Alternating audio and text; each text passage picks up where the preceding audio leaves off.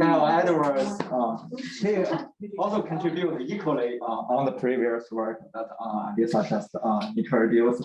But he also found interest in exploration on another economic bivalve species named Softshell Clam, and he performed a pilot study on a subtidal culture method of these species.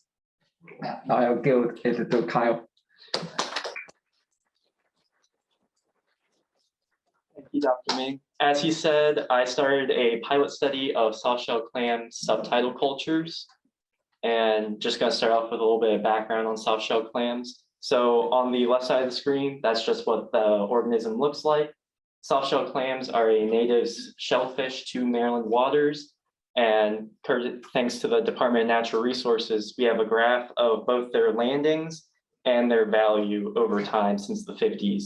And as you can see, the blue line is their landings, and they have been slowly going down, and their value has also been going down as they've been depleted in the environment. So they have been a historic fishery in Maryland for a long time. People would go out and harvest them. The harvests have slowed down as their abundance had also gone down. So people are starting to look at it as a possibility for aquaculture. So Maryland aquaculture currently on the bay side only has the oyster. It is the only organism that they currently farm. And they were looking to branch out and have better diversity to protect themselves against an oyster crash and just expand their businesses. The bay side is perfect for the softshell clam due to its relatively low salinity. So the softshell clam being a native shellfish, a historic fishery, and tolerant to the low salinity makes it perfect for aquaculture. So there are two main challenges to starting up the culture of softshell clams in Maryland. The first one is that there's no local seed. And as Alyssa stated earlier, seed is just the younger versions of the animals that people get from hatcheries to grow out to commercial size. So the only place that we can get softshell clam seed is Maine. And if anyone's been to Maine, you know it is a lot colder than it is here, significantly. So that's the first challenge, is the seed might not be tolerant to the environment we're putting it into. The second issue is creating a subtidal culture method. So the current method for farming softshell clams is in this picture right here, and it's one of the expansive mudflats in Maine. So that's called an intertidal zone, and when the tide is low, it is exposed to the air and people can walk on the mud and collect the clams relatively easily. Maryland does not have any intertidal zones. It is all subtidal. So it's underwater no matter what the tide is. And you can see in these top two pictures, these are subtidal methods of two different species of clams elsewhere.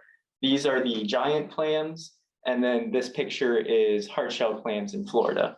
So we're trying to develop a new method while also balancing the operating cost of creating the new method to be underwater and subtidal. So as some preliminary work, Dr. Ming did a cold water pilot study with a polyculture of our oysters and softshell clams to see if they could even survive a method and grew at all. So in this picture right here, you can see the red circled organisms are the softshell clams, and the rest of it is oysters. And when the study was conducted, the sizes were measured in September and then 7 months later in March. And you can see that the length did increase by about 2.8 times. So that's quite a significant growth in 7 months. So that led us to think that these organisms can be cultured and can be grown. So then we went on to test a indoor sand-based culture method to further see if it's viable to even pursue this any further. And we used Maine seed clams, and this study lasted about a month. The initial average length was about 12 millimeters, a little less. And then at the end of just 1 month, the size increased all the way to 20.3 millimeters. So that is quite a significant growth for just 1 month.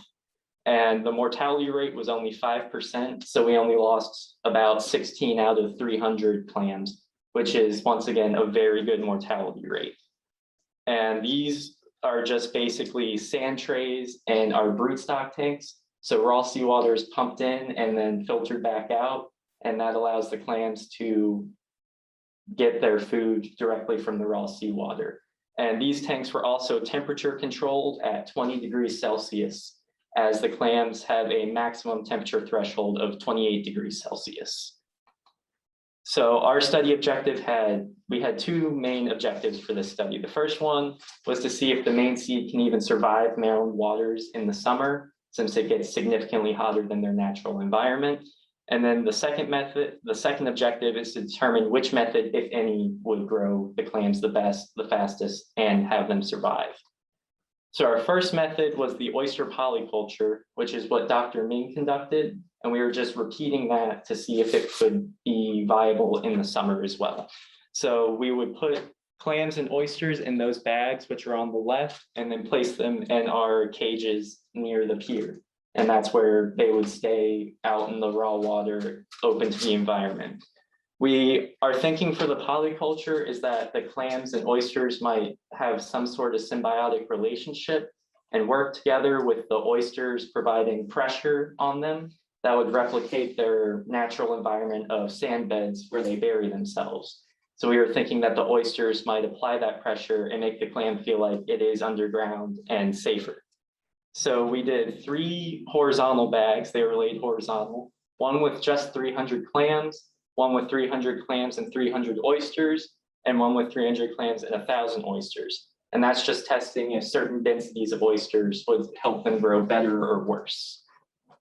So for the results, all the populations crashed and there was only a single clam found alive in the high density bag. The rest of them all perished in the high heat.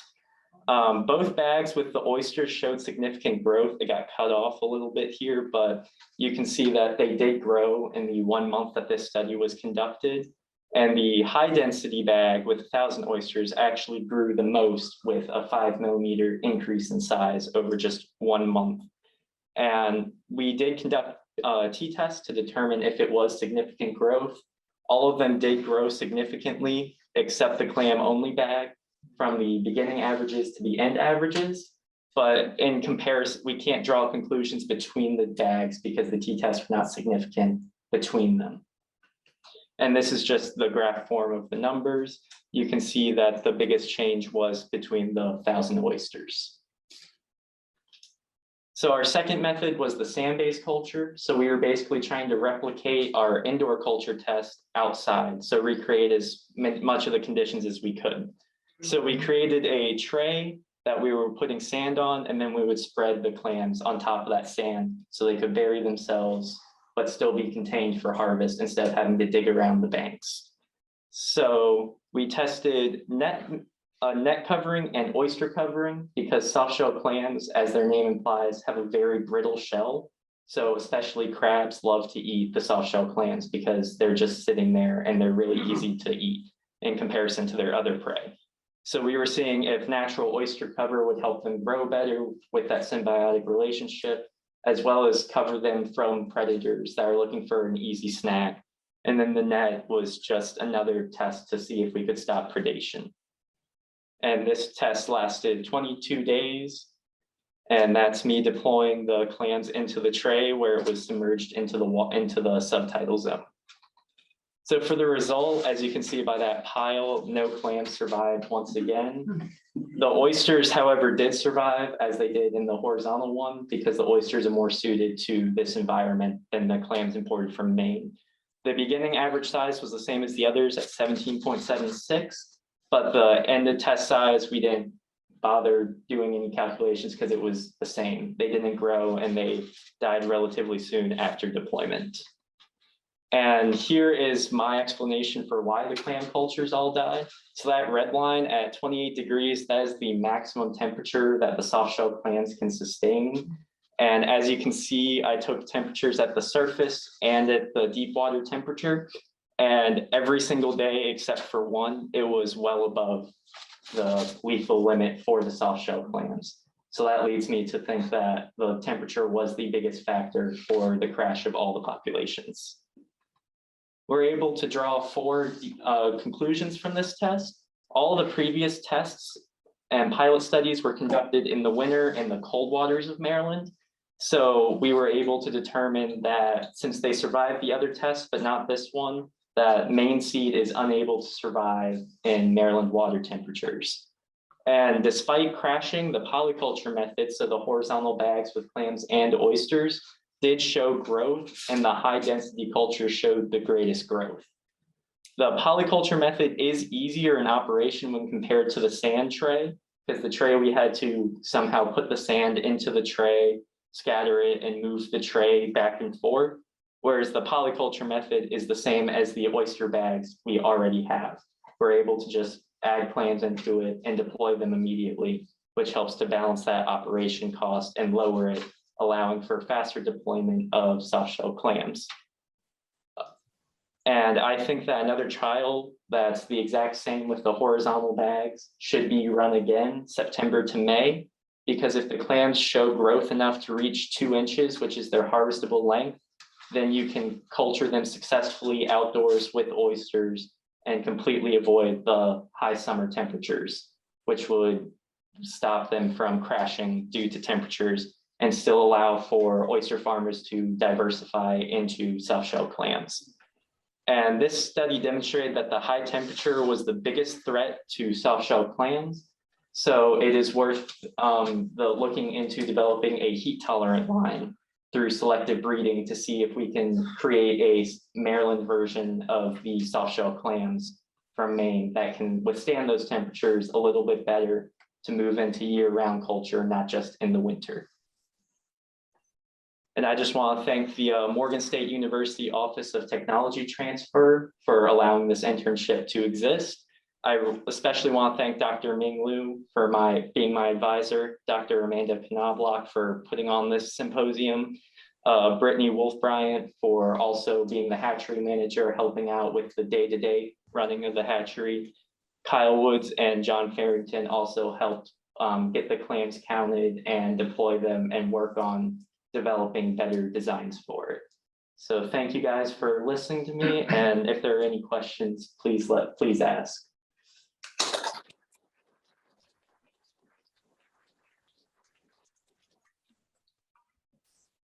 Yes. Was anybody monitoring harmful algae blooms here this summer?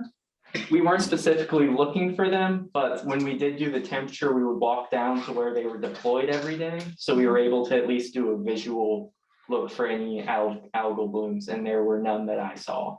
Because it is true, didn't you say that when your experiments are in the lab, they're getting water from the cove? Mm-hmm. Right, isn't that right? Well, that's good. Too bad you didn't. Other things I guess could have gotten in other than the algae, the red tides and stuff like that. I guess it could have made the total mortality. Correct, yeah. We still think it was mainly the high temperature, since if there was a tide like that, the oysters they were with most likely would have also perished. So that leads us to think that the temperature was the biggest cause for their population crash. Oysters can shut down their feeding, and clams. The softshell clams can't shut their shell all the way. I'm not sure if they can shut down their feeding, but since they can't shut their shell, I would assume most likely not, because they're also not as complex organisms as the oysters are. I think Marsh is on a good track there. Part of it might have been a low dissolved oxygen incident as well, because oysters, I think, have been shown in the past to be able to close down for brief low dissolved oxygen periods. Were you measuring oxygen at any time, dissolved oxygen? We weren't measuring oxygen. We were more focused on the temperature, since we knew that was going to be a very big constraining factor for the clam survival. But that would be something to look into, especially in the cove where they were, since the water got so hot. It is possible that the dissolved oxygen did lower to a possibly deadly level. Has there been any thought to possibly go out of the river, not in the cove, to deploy in a little deeper water that may not get as high a temperature? Yes, we have thought about that, but that goes back to the problem of balancing the operating costs, because to deploy the bags in deeper water, you have to have a boat one, you would need a boat to go out into the river. Two, you would need the land, so an oyster lease or something along those lines. And then also a diver or some sort of equipment to get those bags out of the water again. And also I noticed that in transit with the softshell clams and oyster bags, you have to be very careful with them because if you jostle them, the softshell clams will actually get crushed by the oyster shells. So that is something else that we have been thinking about, other ways to do it that might be a little bit better. I was thinking of one more thing in your talk and in the other talks. Is anybody thinking about oxygen saturation? Because when the temperatures get high, you can't even if there's no bacterial respiration going on, it's very hard to keep the oxygen at a level that's sustainable for, for the people. Attached to your bags. Yeah. Anyway, sometimes you just can't even get it up to 5. Exactly, and that's just all, since this was a pilot study, we're just trying to iron out any kinks and see if it's even worth pursuing this further. And since there was growth, that means that even before they crashed, they were alive, they were eating well, and they were growing and going up to harvestable size. So all of these are factors that would go into the next study that we do. Since now we know, okay, they can grow and survive, we can move on. This is all proof that I need a YSI doc. YSI is a water quality monitoring toy. Given the growth that you saw in the testing and this obvious temperature sensitivity of the main brood stuff, is there any move to establish a hatchery in the Bay Area that could possibly improve? Right now, there's no movement to start a hatchery just for softshell clams, since we're still in such an early stage of looking into culturing these animals. It's still a really high risk venture because someone might spend all this money, build a hatchery, and then learn in a year it doesn't matter because they would still die before reaching harvestable size. Thank you. Thank you.